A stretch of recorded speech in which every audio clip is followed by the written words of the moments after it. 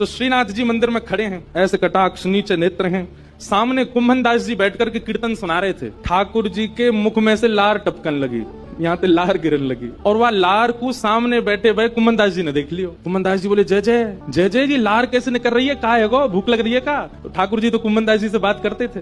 ठाकुर जी, एक कुंभना, एक सखी आवे रोज और पीछे खड़ी खड़ी मही तो मक्खन दिखावे मुझे, और मुझको रोज लोभ दे के जाए, तुम चोरी करवे आ जाओ, तुम चोरी कर। अब मुझे तो यूं भय लगे जो कलिकाल है, जो कलयुग है, कलयुग में मैं यदि सचल है तो सब पकड़ लेंगे मुझको। अब मैं बाकी यहाँ कैसे जाऊं, मेरे खावे को बड़ो मन कर रहा है। कुंभन दास जी के नेत्र सचल हो गए, बोले जय हो नाथ, आपके रसोई घर भंडार में कोई कमी है? अरे इतनो मक्खन, इतनो दही, इतनो दूध, इतनी गौशाला, इतनी गैयान को दूध रोज आपके मंदिर में आवे, वही सखी कोई क्यों चाहिए? बोले अरे तो तू ना समझेगो, वो बड़े प्रेम ते आवे और सब तो चढ़ा जामे, यहाँ पे इतने लोग लाते हैं सामग्री, सबका भूख लगता है, कोई जरूरी थोड़ी। पर वाक्य मन में ये भावना है कि तुम मेरे घर आओ, दर्शन भले ही मत दो, पाके चले जाओ, मुझको ये लगे कि हाँ तुमने पा लियो। कुंभन दास जी बोले जय जय, तो बताओ कहा करना है, चलें चोरी करवे? कुंभन दास जी बोले जे द्वापर ना है, कलयुग है, सोटा पड़ेंगे, तुम मुंह पड़ेंगे, मुंह कहा समाचार जागो, जय जय पिट गए हो? ठाकुर जी पिट गए। ठाकुर जी बोले ना पिटेंगे तो ना, हम खैर इतनी तो हमारी अभ्यास है चोरी को, लेकिन अकेलो नहीं जाऊंगा, तू चले तो चले। कुंभन दास जी बोले मैं बड़ो बूढ़ो, मैं कैसे जाऊंगा? बोले कछु मत करियो, बस फुर्ती रखियो, फुर्ती, बाकी सब मैं संभाल लूंगा। ठाकुर जी ने कुंभन दास को इशारा कर दिया, बोले जैसे सब जाए पीछे खिड़की पे आ जाइयो।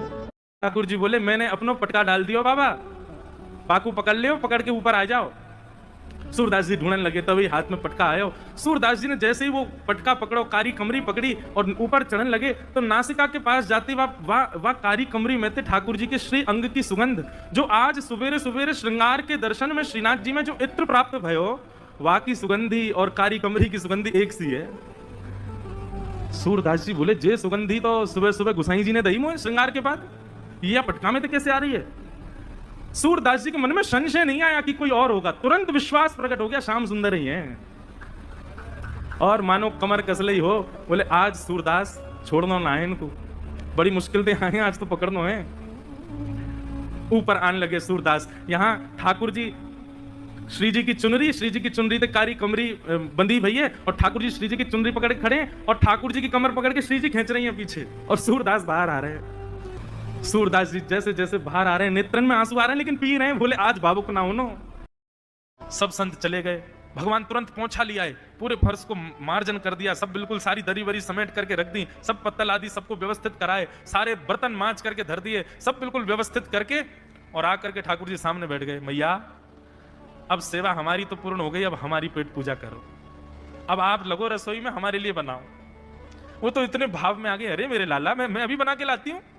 सुंदर सुंदर सब्जी बनाई, सुंदर रोटी बनाई, सुंदर खीर बनाई, थोड़ी थोड़ी एक एक दोना, दो दोना मान लो सब्जी बनाई, दो दोना खीर बना दी, 10-5 पूड़ी बना दी, ठाकुर जी की बढ़िया थाली लगाई, थाली लगा करके सामने धर दी, अंतर्यामी भगवान बैठ गए, प्रेम से पाने लगे, पाते जाए महाराज, वो तो खाते जाए, खीर उठा करके पी जाए, सब्जी उठा के पी जाए, और लाओ मैया भूख लगी है जल्दी लाओ, 10 की 10 पूड़ी एक बार में चट, और लेकर के आई, बेचारी देती गई, 10 की पूड़ी और धरवा ली, फिर उनको भी पा गए। अब मैया ने इतनी सामग्री बनाई थी, बोले मैया भूख लगी है जल्दी जाओ, आटा मारो, फिर से सेको, बढ़िया लेके आओ सामग्री, आपसे हमने कही थी कि आपको हमको पवाना पड़ेगा।